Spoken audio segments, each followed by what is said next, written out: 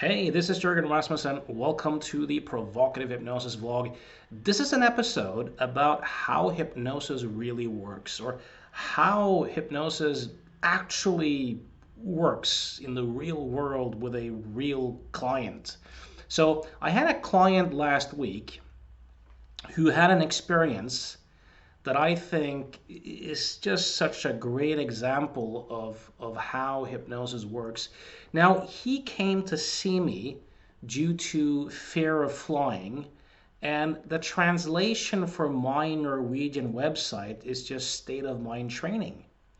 So there's not a lot of information there about hypnosis on my Norwegian website. So when he came in, he didn't really come here um, under the intent to be hypnotized, so to speak. But outside of my office, I have a sign that says state of mind training and hypnosis. And that gave him the idea that, oh shit, this guy's a hypnotist as well. He does hypnosis. And he obviously believed that there was such a thing as hypnosis, but he was simultaneously a bit scared of it. So it captured his attention.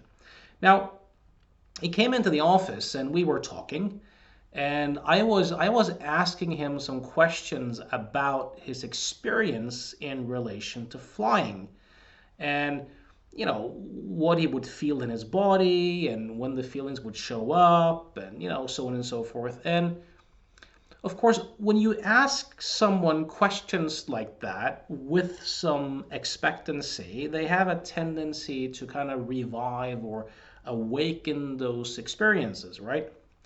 And he may not have been quite alert to that. So he sat there and he had this fascination with hypnosis and a simultaneous kind of fear of it, right? And so he what he did, what was that he got really attentive and he started to feel stuff, and at that point he thought that hypnosis was happening. That's what he told me later, right? And he really locked eyes with me. And of course, as a result of doing that, his vision, his visual field, his experience of that changed a little bit. The vision got a little bit blurry, a bit foggy. His eyelids got a little bit tired. That's natural if you really lock eyes with someone and you like focus on something over a period of time. But he would then attribute those physiological phenomena to hypnosis taking place and me hypnotizing him, right? And then there's something wrong with my chair. So if I put my right hand on the chair and I lean down, it makes this sound, and this thing goes down. That spontaneously coincided with him feeling more anxious. So he thought that I was doing something to him when I leaned on the chair, and that happened. So that kind of reinforced the idea that I was doing something to him, hypnotizing him, and that the sound of that thing from the chair meant that something was happening. So at this point, he started having a panic attack, which is kind of what would happen when he was on a flight anyways. So he looked at me and he said, "Oh my God, I'm having a panic attack right now." And I just looked at him and I said, "That's right. That's great. That's exactly what I was looking for." And of course, this also kind of reinforced this notion that I was doing something to him. Whereas in reality, he was generating all of this with his own mind. So, when I said that, we were like really in tune. And I said to him, now, the reason why that's so great is because now I'm going to help you discover what a panic attack is, how it works, in such a way that you will have no fear of it. once you understand it. And I started having him, slow down his breathing a little bit, make sure he was doing nasal breathing. And I oriented his attention towards his actual physiology, what was going on in his body in terms of pulsation, temperature, dryness, numbing sensations. And I explained to him that what happens during a panic attack is that our minds kind of interpret benign body sensations as if they're threatening. So I had him look into all of the various flavors, the pulsation, the twitching, the temperature changes. And I had him ask himself the question, if I don't add a thought or a story or a memory to this, if I just feel the raw sensation, is the sensation itself threatening or is it neutral? And he realized that everything he actually experienced were neutral sensations. So I had him kind of remind himself of that, realize that, and offered him a bunch of suggestions. And as a result, he lost his fear of what he used to call a panic attack. The whole thing became kind of funny. And now he's looking forward to flying. So the really interesting part here is that the hypnosis, in a sense, to him, it looked as if it was something I was doing to him and a particular skill that I had.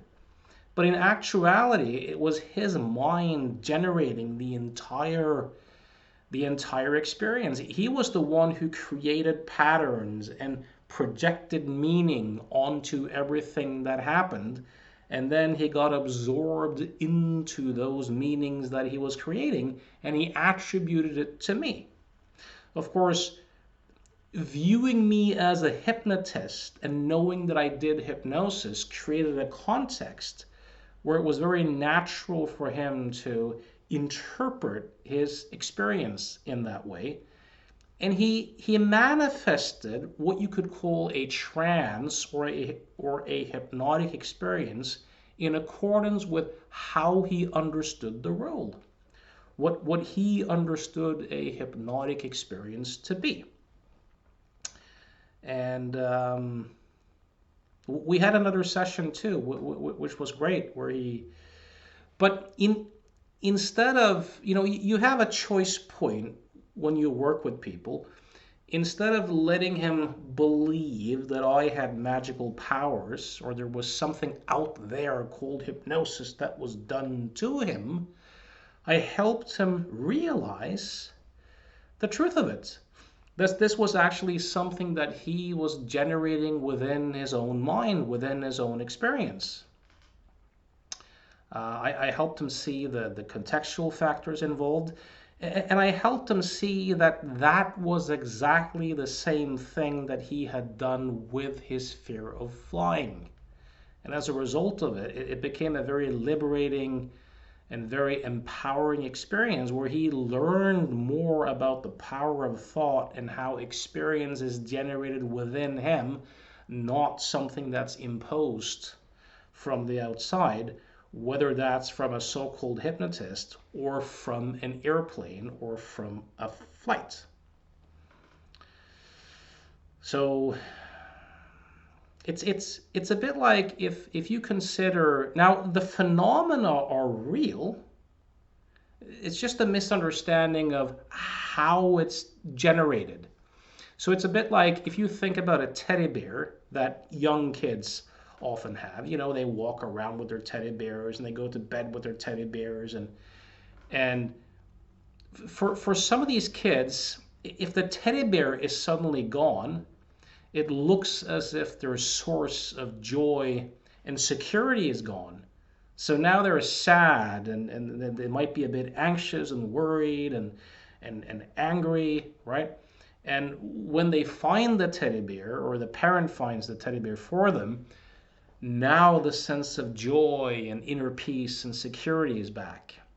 The feelings are real, There's nothing fake about the feelings, but the kids actually attribute the joy and the peace of mind to the teddy bear with their thoughts.